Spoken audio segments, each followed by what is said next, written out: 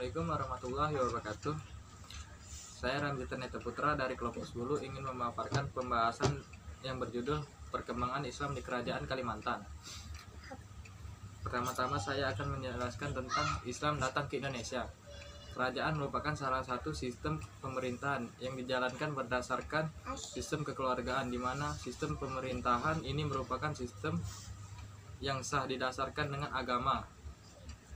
Islam pertama kali masuk di Kalimantan adalah di daerah utara, tepatnya di daerah Brunei, sekitar pada tahun 1500 Masehi setelah Raja Brunei memeluk Islam sekitar 1520. Maka Brunei menjadi pusat penyiaran agama Islam sehingga Islam sampai ke Filipina. Penyebaran Islam yang lain adalah Kalimantan Barat di dekat Muara Sumbas, Banjarmasin.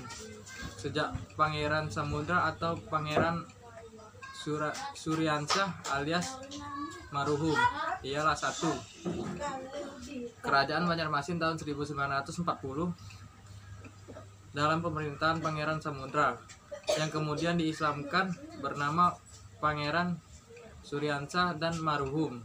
Yang kedua, Kota Waringin tahun 1610. Sultannya pertama Ratu Bangsawan, dan ketiga Pasir atau dengan disebut dengan Tanah Grogot pada tahun itu 1600. Mula-mula kerajaan Hindu berperang dengan kerajaan Islam, tetapi akhirnya kerajaan Hindu menyerah, yaitu kerajaan Hindu di Candi Laras dan Candi Agung juga di Tanjung Pura dan lain-lain. Rakyat Dayak yang telah masuk Islam ialah yang sering disebut sebagai Dayak Melayu, yang kebanyakan di Kuala Kapus, Tumpang Laung atau Barito, dan beberapa kampung Melayu. Sebenarnya mereka tetap suku Dayak, hanya sudah memeluk agama Islam. Pangeran Samudra atau disebut dengan Suryansyah pernah meminta seorang putri bernama Dinglawai untuk dijadikan istrinya. Dan yang selanjutnya saya akan membahas tentang kerajaan-kerajaan di Kalimantan. Yang pertama adalah Kesultanan Pasir. Dahulunya rakyat Dayak Pasir diperintahkan oleh kepala-kepala daerah rakyat Dayak sendiri. Ada seorang kepala suku Dayak yang sangat berpengaruh yang bernama Tanggung Tokyo, mengusulkan agar daerah dikepali oleh seorang kepala suku untuk diminta sultan yang dekat tempat tinggalnya. Mereka telah berangkat dengan perahu yang penuh bermuatan emas dan perak yang dianugerahkan kepadanya raja yang baru.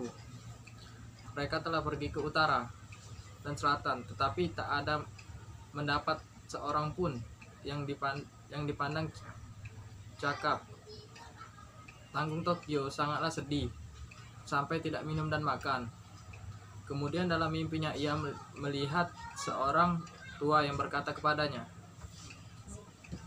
"Untuk mendapat raja, baiklah engkau pergi ke laut untuk mendapatkan sepotong bambu yang ruasnya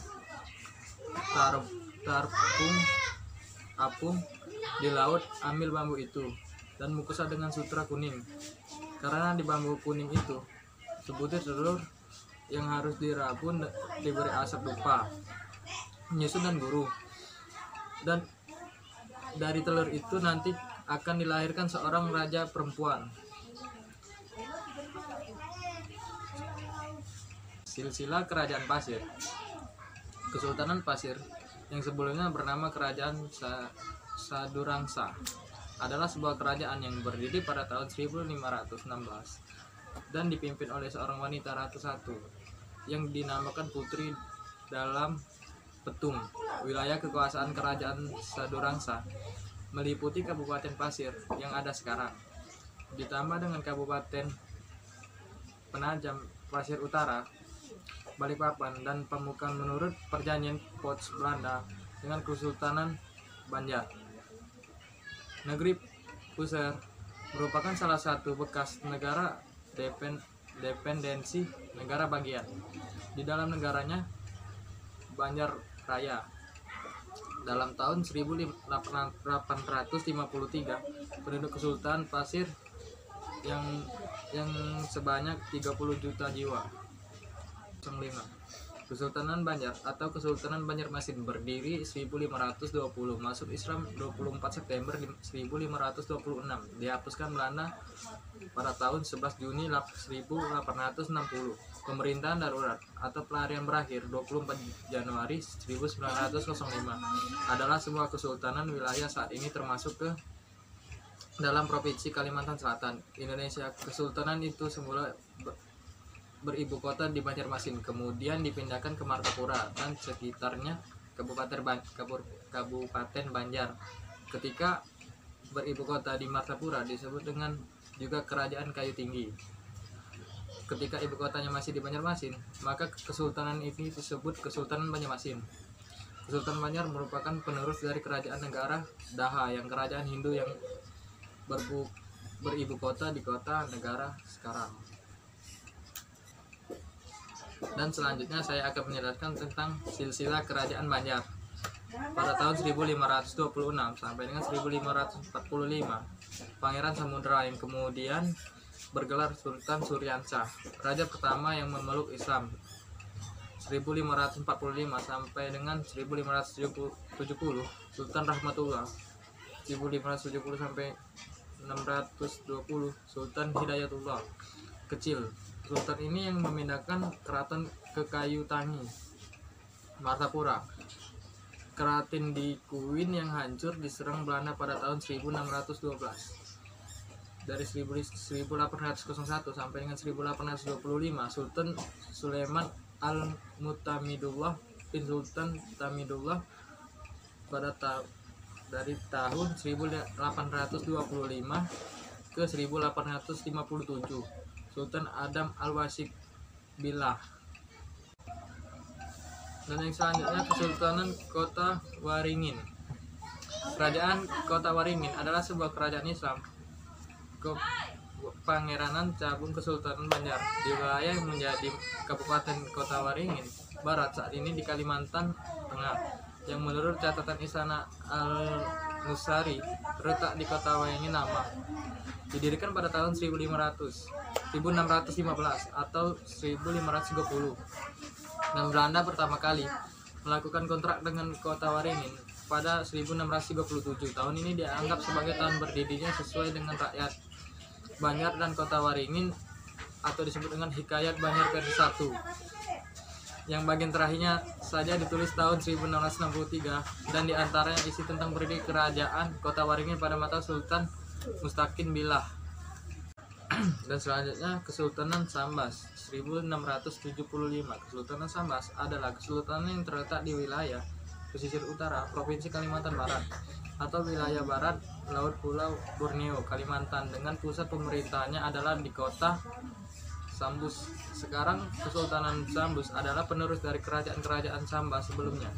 Sambus, kerajaan yang Sambus di Pulau Borneo atau di Kalimantan ini telah paling tidak sebelum abad ke-14 Masehi, sebagaimana yang tercantum dalam Kitab Negara Kartaguma Karya Prapanca. Kesultanan Kutai Kartanegara Martapura. Kesultanan Kutai atau lebih lengkap disebut Kesultanan Kutai Kartanegara ing Martapura merupakan kesultanan bercorak Islam berdiri pada tahun 1300 oleh Aji Batara Agung Dewa Sakti di Kutai Lama dan berakhir pada 1960. Kemudian pada tahun 2001 kembali eksis di Kalimantan Timur setelah didirikan lagi oleh pemerintah Kabupaten Kutai Kartanegara sebagai upaya untuk melestarikan budaya dan adat Kutai. Kesultanan Berau pada tahun 1400. Kesultanan Berau adalah kerajaan yang pernah berdiri di wilayah Kabupaten Berau sekarang ini. Kerajaan ini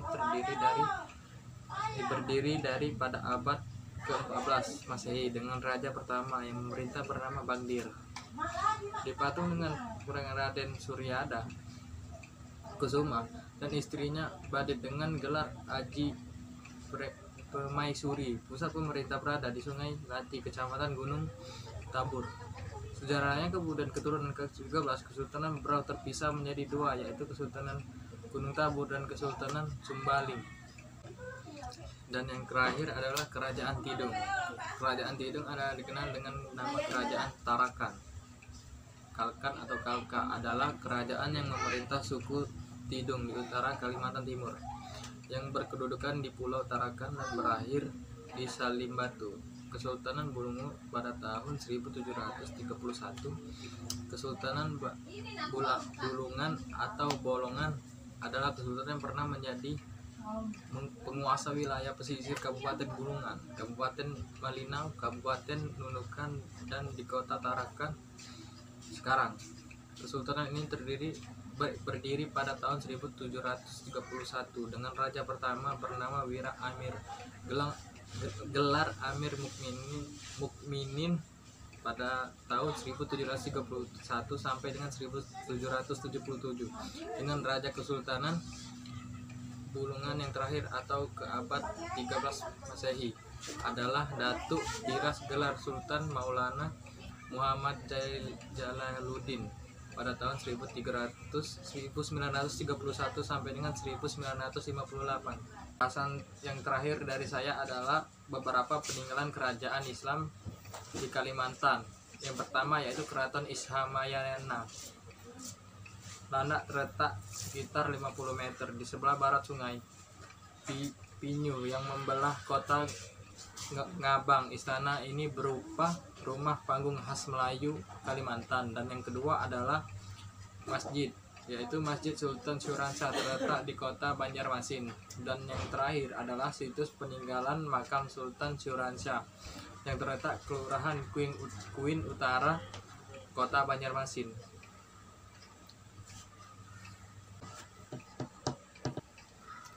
Dan kesimpulan yang dapat saya petik dari pembahasan yang saya baca tadi ialah, jika dapat disimpulkan bahwa Pulau Kalimantan merupakan pulau yang mayoritas kerajaannya adalah kerajaan Islam. Hal ini disebabkan terdapat banyaknya kerajaan Pulau Kalimantan yang dapat dibuktikan dari berbagai macam peninggalan Pulau Kalimantan yang banyak perubahan-perubahan yang terjadi, terutama bagi rakyat yang menengah ke bawah. Karena semua masyarakat memiliki derajat yang sama, Islam juga membawa perubahan-perubahan baik di bidang politik maupun bidang ekonomi dan agama. Islam juga bisa mempersatukan seluruh rakyat Indonesia untuk melawan dan mengusir para penjajah. Sekian pembahasan dari saya. Apabila ada kata yang salah, saya mohon maaf. Kepada Allah saya mohon ampun. Saya akhiri dengan wabillahi taufiq wal hidayah. Yakin usaha sampai. Wassalamualaikum warahmatullahi wabarakatuh.